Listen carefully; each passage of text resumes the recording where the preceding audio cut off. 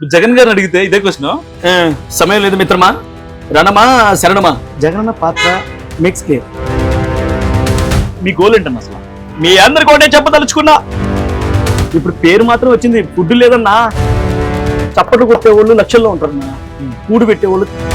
అన్న నార్మల్ గా నాకు వచ్చిన డౌట్ పర్సనల్ గా వస్తుంది. పర్సనల్ గా అని చెప్పి మీడియం ముందు అడుగుతారన్నయ్య. నువ్వేమన్నావు, నేనే విన్నాను, మన అగ్రహారం ప్రజలు విన్నారు. జూనియర్ జగన్ రా, సునీల్ రా అంటున్నారు. రేపొద్దున ఈడు ఒక్క పూట తిని బతికేవాడిని ఇప్పుడు ఈ రోజు 3 పూటలు తింటున్నాను. బికాస్ అసలు ఈ రోజు మీ కాడికి వస్తా ఈ ఫ్యాంట్ వేసుకున్నా, లేకపోతే లుంగి కట్టుకొని తిరుగుతాం కాలాడతాను. అపసారం జగనన్న మన బయటికి కనిపించే విధానం కాదు, ప్రొఫెషనల్ ఎథిక్స్, వృత్తి ధర్మం. జగన్ గారిని అడిగితే ఇదే క్వశ్చన్, ఎంతమంది చేశారని. అంటే ఆయన చెప్పే విధానం ఎలా ఉంటుంది చెప్పండి ఒకసారి. ఆయన ఖండించే విధానం. విషయం తెలుసా, ఆయనకి ఇలాంటి అసలు నచ్చదు. నేను ఆయన కొన్ని వీడియోస్ ఫాలో అయ్యా. Okay okay. నేను కొన్ని వీడియోలు చూసాను. ఆయనకున్న విధి విధానం చాలా రిజర్వ్డ్ క్యాండిడేట్. ఆయన వీడియోలు కొన్ని చూసా. జగనన్న మన బయటికి కనిపించే విధానం కాదు, ఆయన చాలా రిజర్వ్డ్, తక్కువ మాట్లాడుతున్నాడు, ఆయన పని ఏదో ఆయన చేస్తా ఉన్నాడు. ఇలాంటి వాటిల్లో ఇన్వాల్వ్మెంట్ చేయలేము ఆయన ఎక్కడ కూడా. ఆయన క్లియర్ గా ఉన్నాడు, ఆ రూటే సపరేట్, ఆ రూట్ సపరేట్. ఆయన ఏదైనా వస్తే ఆయన పని ఆయన చేసుకోవాలి, ఆయన ఏదో చేయాలి, పేదలకు ఏదో చేయాలని. ఇంకా ఆయన అది ఇంకేమీ లేవు. మనం అయితే షూటింగే చేస్తున్నాం, సునీల్ అయితే షూటింగ్ చేస్తున్నాడు. ఎవరికి తెలుసు సాయంత్రం బండెట్టిపోద్దు షూటింగ్ అయ్యాక.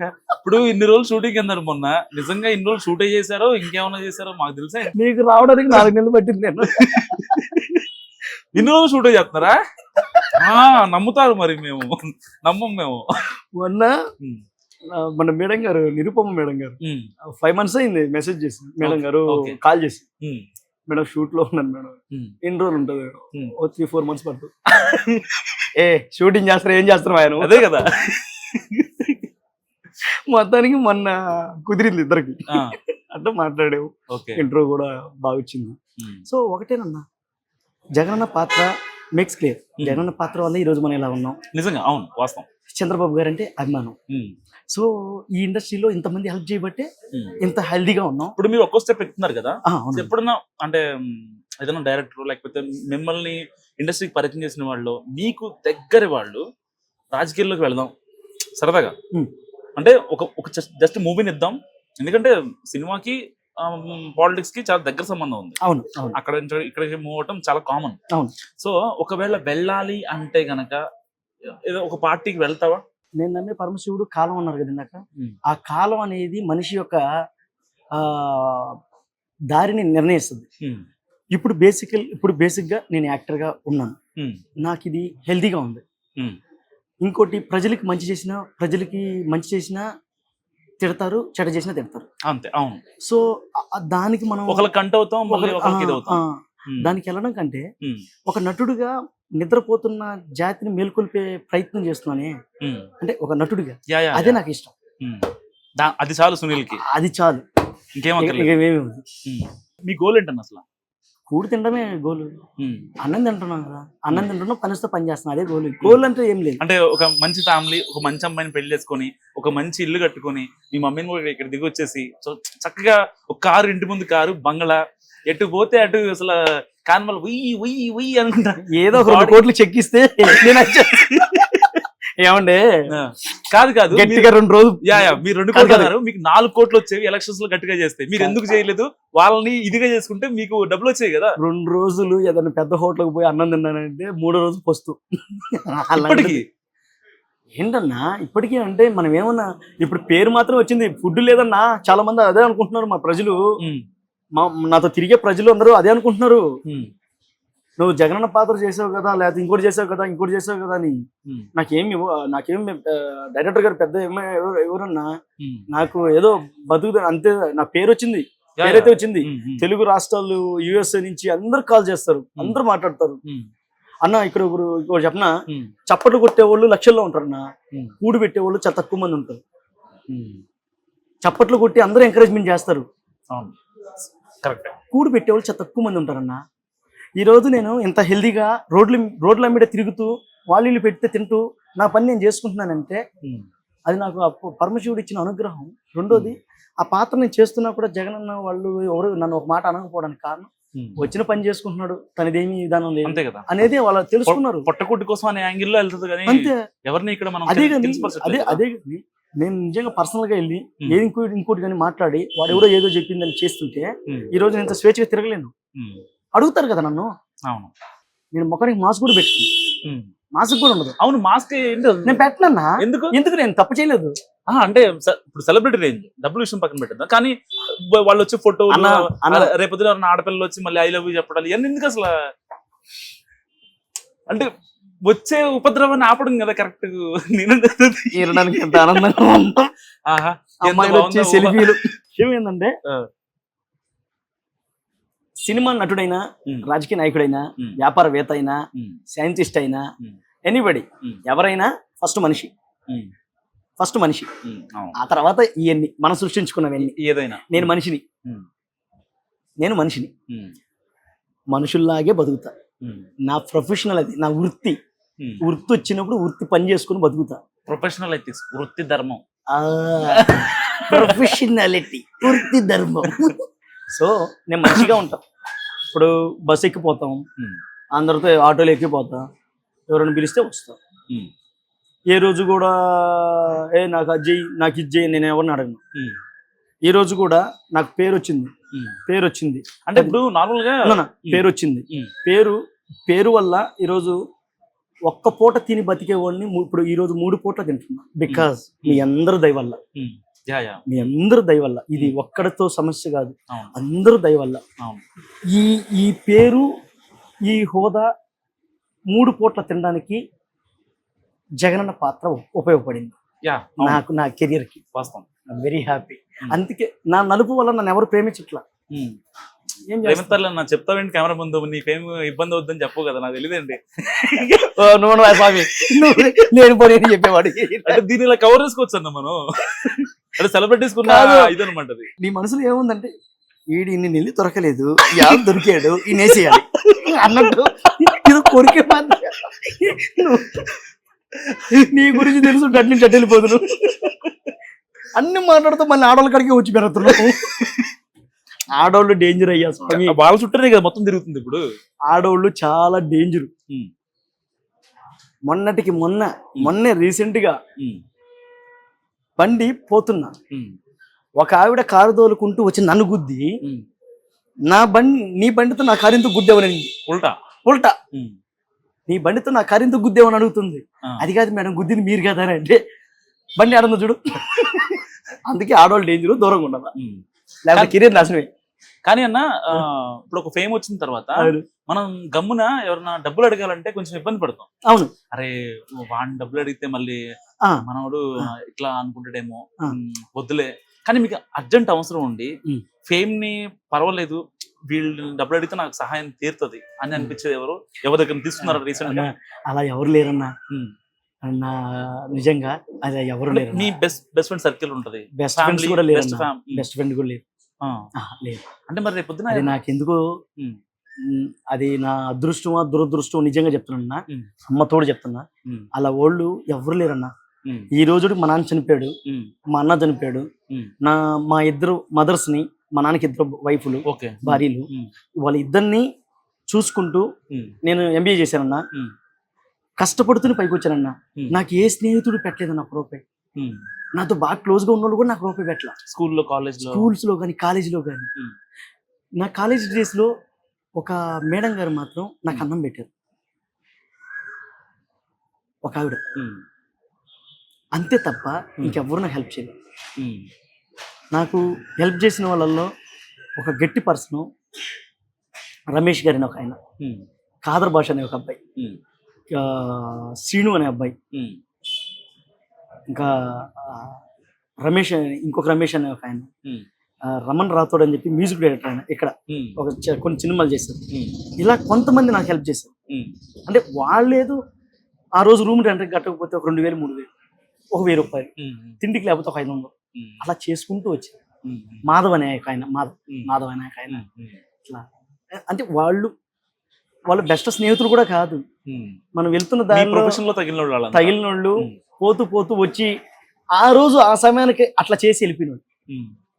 వాళ్ళకి ఎప్పుడు నేను కృతజ్ఞతనే ఉంటా. ఎగ్జాక్ట్లీ, ఎందుకంటే మనం ఆపదలో వాళ్ళు నాకు టైంలో వాళ్ళు నాకు హెల్ప్ చేశారు, వాళ్ళు పెట్టింది తిన్నాను, ఐఎమ్ వెరీ హ్యాపీ.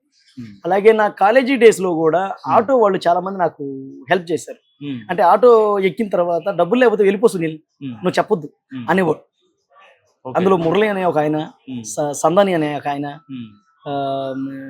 బాలకృష్ణ అనే ఒక ఆయన, ఇలా ఇంకాస్త మంది ఉన్నారు. వాళ్ళు ఆటో ఎక్కిన తర్వాత కూడా డబ్బులు తీసుకునేవాళ్ళు కాదు, నువ్వు పోన్నా, నువ్వు చదువుకో అనేవాళ్ళు. అలాగే చాలా మంది ఇలా చెప్పుకుంటూ పోతే మన కెరియర్ లో మనం చాలా మందికి హెల్ప్, అంటే మనం కృతజ్ఞతలు ఉండాలి చాలా మందికి. అట్లా ఒక మనిషి ఎదగడానికి పడతా ఉంటాయి. ఇప్పుడు ఈ రోజు ఇండస్ట్రీలో ఇన్ని సినిమాలు ఇంత ఉన్నాయి, జగనన్న పాత్ర ఈరోజు అన్నం పెడుతుంది. అవును, ఇది నీకు లైఫ్ టైం అచీవ్మెంట్ అనుకో. నేను చచ్చిపోయినా కూడా నన్ను జగనన్న పిలిచే అంత అంత ఇచ్చాడు నాకు ఆ పరమశివుడు జగనన్న పాత్రతో. నేను చనిపోయినా కూడా ఆడరా జగన్ క్యారెక్టర్ చేస్తుంటాడే. మొన్నటికి మొన్న నేను పక్కనే ఉంటే ఇటు నిలబడుకొని ఏదో మాట్లాడుతున్నా ఏరో వాళ్ళతో, నా వెనకాల ఉండి నా వీడియో చూస్తున్నాడు. అరే ఇక ఈడున్నాడే జగన్ గారు, ఇక నల్లగా ఈడు బలి చేస్తారా జగన్ అన్న, నా వెనకనే ఉన్నాడు మళ్ళీ. కంటే ఏం కావాలా మనోజన్న, ఒక మనిషిగా అసలు అసలు ఈ అమ్మ ఇన్ని లక్షల మందిలో పరమశివుడు మనల్ని అనుగ్రహించాడంటే అది మామూలు విషయం కాదు. అవును, అందరికి దక్కదు, అందరికి దక్కదన్నా, అందరికి దక్కదు. అవును, వాస్తవం, అది నా అదృష్టం.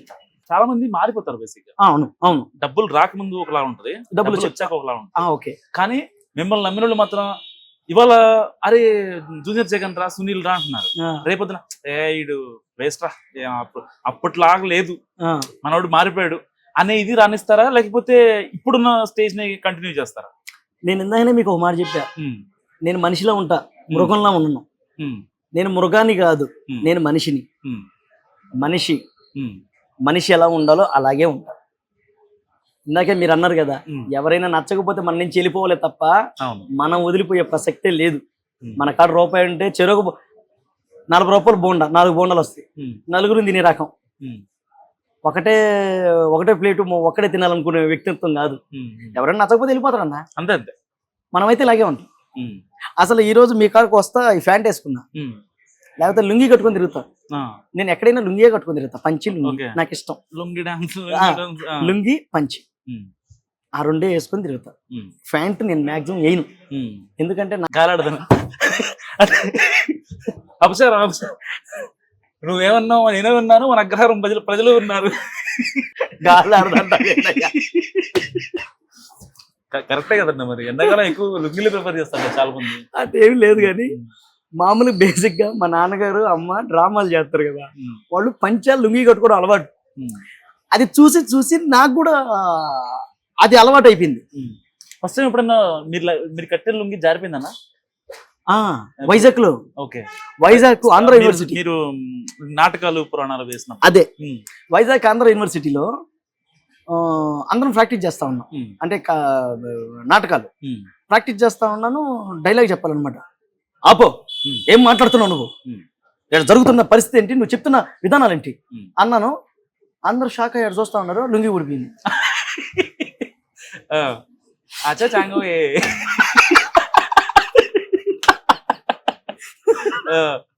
అట్లా ఆ రోజు అలా అది ఒక బెస్ట్ మెమరీ నాకు. ఎందుకంటే చాలా మంది ఆ రోజు అట్లా అయిపోవడం వల్ల నెల రోజుల క్యాంప్, అది ఐడి ఇస్తారు.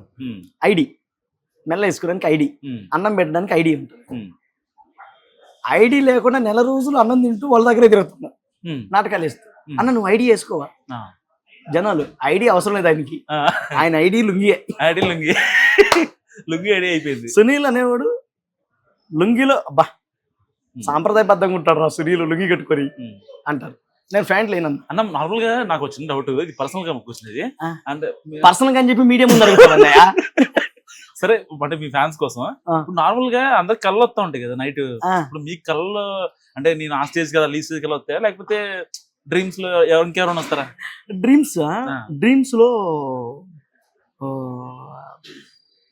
డ్రీమ్స్ లో నాకు ఎప్పుడు కూడా ఒక అన్నెంత తలెత్తునంటే దొరికిపోయాడు. నంది అవార్డు, అవును. సైమా అవార్డ్స్, మన కొన్ని ఇక్కడ జీ అవార్డ్స్ అని ఇలాంటి అవును, వజ్రోత్సవం అవి అందుకున్నట్టు కళ వస్తుంటది. ఓకే. నాకు నేను ఏంటంటే 3:30కి లేస్తా.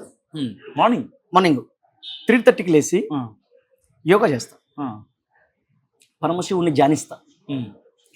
నేను కళ్ళు మూసుకుని చాలా వరకు కళ్ళు మూసుకొని ఈ సైమా అవార్డులని, ఈ నంది అవార్డులని, ఏమేమి అవార్డ్స్ ఉన్నాయో అవన్నీ గుర్తు చేసుకుంటా. ఓకే. ఆ అవార్డులన్నీ నాకు వచ్చినట్టు ఫీల్ అవుతా.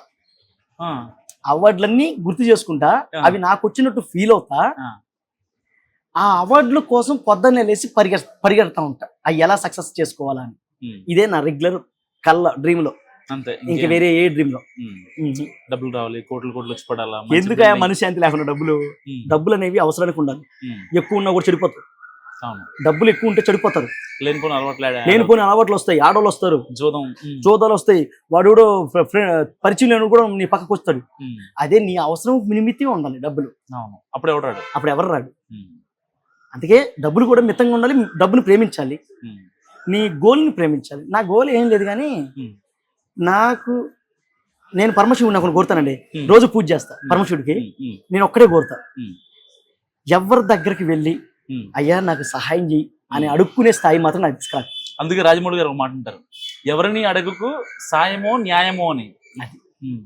నా జీవితంలో నేను నేర్చుకున్నది, నేను పరమశివుని రోజు కోరుకునేది, నేను వెళ్ళి దండాలు దశకాలు పెట్టి నా చేతిలో నేను అడుక్కునే స్థితిని తీసుకురాకు. నేను నీ బిడ్డని, నన్ను ఇక్కడే ఒంటరివాణిగా తీసుకొచ్చావు, నాకు కూడు గుడ్డ ఇళ్ళు అన్ని మీరే ఇవ్వాలి.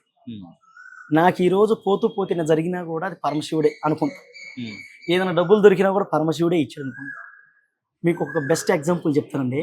అంటే ఈ యుగంలో కూడా కొట్టుకు చస్తున్నారు కదా, భగవంతుడు లేడని. చాలా మంది భగవంతుడు లేడని, దేవుడు లేడని చెప్పేసి చాలా మంది వాదిస్తున్నారు కదా ఈ రోజుల్లో.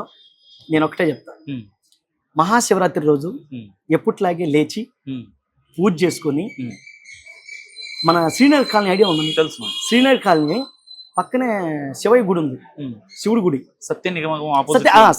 గల్లీ వెనక బ్యాక్గ్రౌండ్. పూజ చేసుకొని, తలస్నానం చేసి పూజ చేసుకొని, పంచి షర్ట్ వేసుకొని నేరుగా వెళ్ళిన తర్వాత ఆ గుడి చుట్టూరు చాలా మంది భక్తులు అందరూ కూర్చొని భజన చేస్తూ స్వామికి దండాలు పెట్టుకుంటా ఉన్నారు.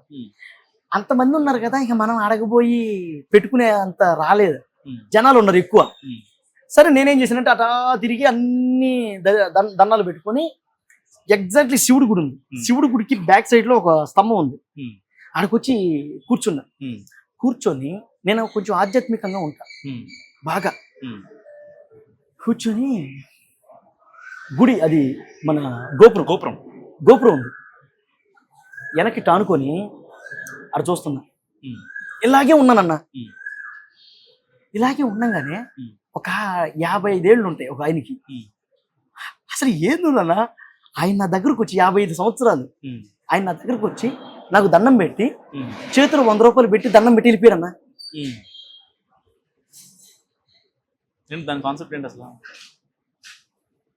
నాను ఇట్లా ఆదమరిచి ఇట్లా గోపురం వైపు చూసుకుంటుంటే, ఆయన నా దగ్గరకు వచ్చి 100 రూపాయలు పెట్టి దండం పెట్టి వెళ్ళిపోయాడు, 100 రూపాయలు చేతిలో పెట్టి. దేవుని చూసాడు నీలో. అంతే, ఆ భగవంతుడు సాక్షాత్తు మనలో దొరికాడానికి వెళ్ళిపోయాడా. అది నేను నా లైఫ్లో ఎప్పుడు మర్చిపోలేంది. అది గొప్ప విధానం. నాకు బోరు కొట్టినా, నాలో సంతోషం కలిగినా, నాకు ఏ అవకాశం వచ్చినా యాదగిరి గుట్టకెళ్ళిపోతా. మన చిలకూరు బాలాజీ స్వామి టెంపుల్ ఆడికి వెళ్ళిపోతా. ఏది అయినా వచ్చి దేవుడితో పంచుకోవడం అలవాటు నాకు. మనుషుల కంటే మనుషులు మోసం చేస్తారు, కొంతమంది ఉన్నారు అన్నం పెట్టేవాళ్ళు, కానీ దేవుడితో చెప్పుకుంటే అన్ని తీరిపోతాయి అనేది మా నాన్నగారు చెప్పాడు. అందుకే అన్ని దేవుళ్ళు ఇక్కడికి వెళ్తుంటా నాకు. అయితే ఇది జరిగింది కదా, దీంట్లో ఒకటి వచ్చింది నాకు. పరమశివుడు ఇందాక మీరు అన్నారు కదా, మీరు ఇలాగే ఉంటారా మారిపోతారా అని అన్నారు కదా, దానికి ఇది చెప్తున్నా. పరమశివుడు నాకు ఇండైరెక్ట్ గా ఒక సూచన ఇచ్చాడు. ఆ పరమశివుడు ఇండైరెక్ట్ గా ఒక సూచన ఇచ్చాడు. ఏంటంటే నువ్వు ఎప్పుడు కూడా మనిషిలాగా ఉండాలి, గర్వం రాకూడదు, డబ్బు అహంకారం అనేది ఉండకూడదు. నీకు వచ్చిన ఏ పనైనా శ్రద్ధగా చెయ్యి, వచ్చిన రూపాయిని దాచిపెట్టుకో, జాగ్రత్తగా ఉండు, 10 మందికి మంచిగా ఉండు అని మనకు చెప్పాడు. ఒకవేళ నాలో గర్వం కానీ అహంకారం కానీ ఏది పెరిగినా ఇలాంటి గుడి ముందే నువ్వు అడుక్కునే స్థాయికి దిగజారిపోతావు. ఓడలు బళ్ళు ఓడలు. అందుకనే ఇండైరెక్ట్ గా మనం ఎదుగుతున్నాం కాబట్టి పరమశివుడు వచ్చి దానం చేసిపోయాడు, నువ్వు ఒక బెగ్గరవే మర్చిపోవద్దని. అది నాకు నా మనసులో వచ్చింది. కానీ అది ఎప్పటికీ లైఫ్ లాంగ్ గుర్తుంటారు. అది నీకు రా. ఇప్పుడు ఇందాక మీరు అన్నారు కదా గర్వాలు, అవన్నీ రావింకనా. ఎందుకంటే ఆయన ఒక సూచన ఇచ్చేసాడు, నువ్వు లైఫ్ లో ఎక్కడా కూడా గర్వం నేనే అన్నావంటే నీకు ఈ 100 రూపాయల గతి. అంతే కదా, నువ్వు ఏ గుడి దగ్గరైనా అడుక్కునే స్థాయికి పడిపోతావు అనేది ఇండైరెక్ట్ గా చెప్పేసిపోయాడు ఆయన. ఇది తెలిసిన తర్వాత కూడా నువ్వు గర్వంలో ఫీల్ అయ్యావంటే ఆ 100 రూపాయలు కూడా దొరకదు. అందుకే నేను ఇంత స్ట్రైట్ గా, ఎంత నిజాయితీగా, ఇంత జనంతో ముందుకెళ్తున్నా. మా ఫ్రెండ్స్ అంటే నాతో తిరిగే వాళ్ళు అందరిని అడగండి, నా జోబిలోంచి 1 రూపాయి ఖర్చు పెట్టిన వాళ్ళు. నేను టీ తాగినా టిఫిన్ చేసిన అందరూ వాళ్ళు అన్న మేము పెడతాం అన్న, మీరు గమ్మ మీరు వద్దులే అన్నాం. ఎందుకు ఆ అభిమానం? ఒక నటుడు అన్న, మంచి నటుడు రా, మంచి కళాకారుడు రా. మంచి కళాకారుడు అనిపించుకోవడానికి నటిస్తే సరిపోద్ది. కానీ మనలో ఉన్నటువంటి అది ఉందే ఆ యాటిట్యూడ్, అది అందరికి రాదు. 10,000 ఉంటేనే వాడిని పట్టుకోలేము. 10,000 ఉంటే చాలు వాడిని పట్టుకోలేము. వాడు ఎక్కడికి వెళ్ళిపోతాడు. చాలా మంది ఆడకపోతావు నువ్వు విమానంలో పోయినా కిందే తిరగాలి. అంతే కదా, అదేదో అదేదో కింద తిరిగి అయిపోలా.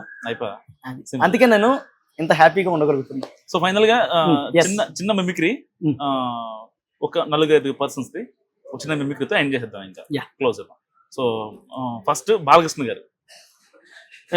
సమయం లేదు మిత్రమా, రణమా శరణమా, దొరికిన వాడిని తురుముదాం, దొరికిన వాడిని తరుముదాం, ఏదేమైనా దేశం మేసం తిప్పుదాం. ఏం వస్తావా, చూస్తావా?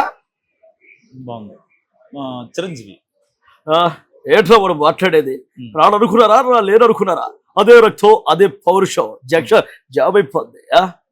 రాజశేఖర్ గారికి డబ్బింగ్ సాయి కుమార్ సార్ చెప్తారు కదా, అయితే ఆయన రియల్ వాయిస్ మనకు రాదు. సాయి కుమార్ సార్ది సాయి కుమార్. అవసరాల కోసం దారులు తొక్కే పాత్రలు తప్ప హీరోలు విలన్లు లేరు ఈ నాటకంలో అని ఆ డైలాగు. నా గురించి ఏం మాట్లాడాలి, ఏ తెలుసుకుంటావు నా గురించి? మా నాన్నగారు ఎప్పుడో చెప్పారు, నువ్వు బాగా చదువుకో. కమాన్. కృష్ణ గారు. ఏం మాట్లాడుతున్నారంటే మీరు? మా నాన్నగారు ఎప్పుడో చెప్పారు బాగా చదువుకోమని. ఏమంటారండి? పెద్ద ఎన్టీఆర్ గారు. నా తిరిగింటి ఆడపడుచుడు అన్నదమ్ముడు ఇక్కడికి విచ్చేసినందుకు చేలేనందగ్గాము. కమాండ్. మోడీ చెప్తారా? మోడీది సుధాకర్ సార్, కమెడియన్ సుధాకర్. అబ్బో నీ అబ్బా పిచ్చకొట్టుడు కొట్టారు, అబ్బో చెడుగుడు ఆడేస్తున్నాడు, పారిపోడ్రా. అయితే అయ్యా ఏం మాట్లాడతారు మీరు? నా గురించి మీకు అంతా తెలియదు కదా.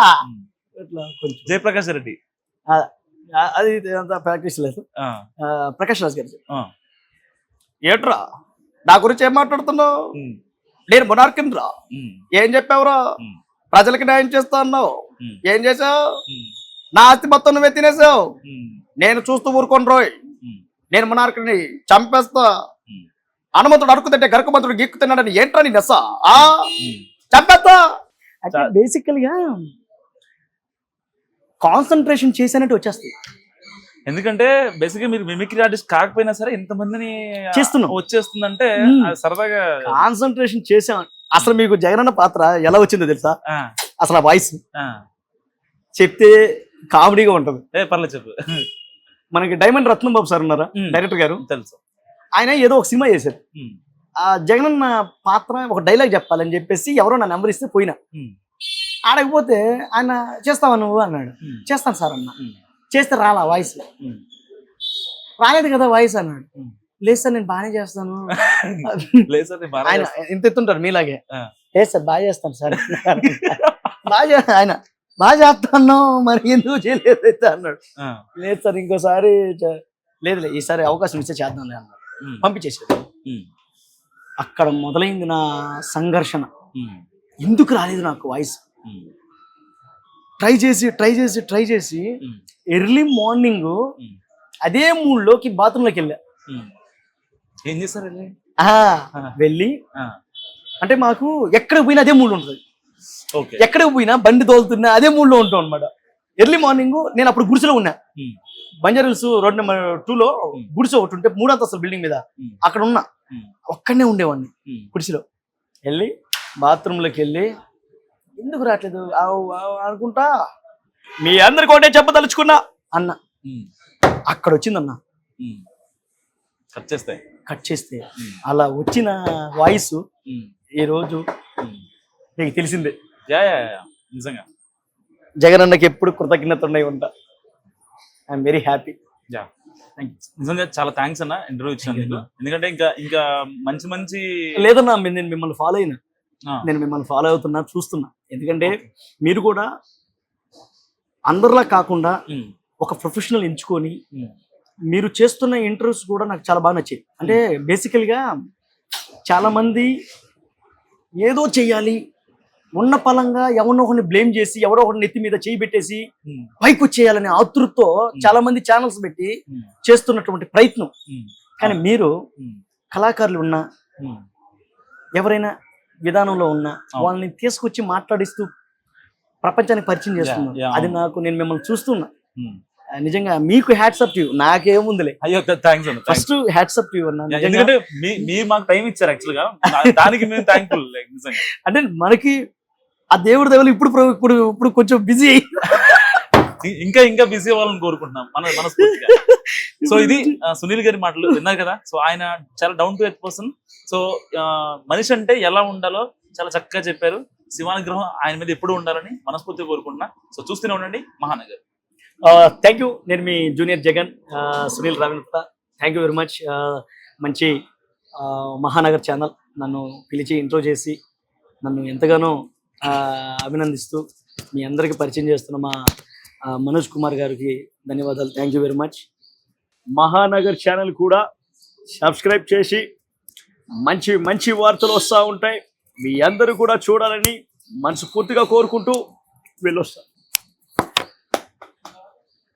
ఏ మాదిరిగా చూస్తూ ఉంటే చాలా ఆనందంగా ఉంది. మహానగర్ ఛానల్ చూస్తూ ఉంటే కడుపు నిండిపోతూ ఉంది. మీరందరూ కూడా మంచి వార్తలు వస్తాయి. మీరందరూ కూడా వీక్షించండి. ఈ ఛానల్ని ముందుకు తీసుకెళ్ళండి. ఏ తమ్ముడు ఏ జన్మభూమి గెలుస్తాను. నేను ఎప్పుడు కూడా చెప్తాను, మహానగర్ ఛానల్ అందరూ చూడండి. మంచి మంచి వార్తలు వస్తాయి. ఆ ఛానల్ని రెగ్యులర్గా ఫాలో అవ్వండి. జై జనసేన. వెళ్ళొస్తాం.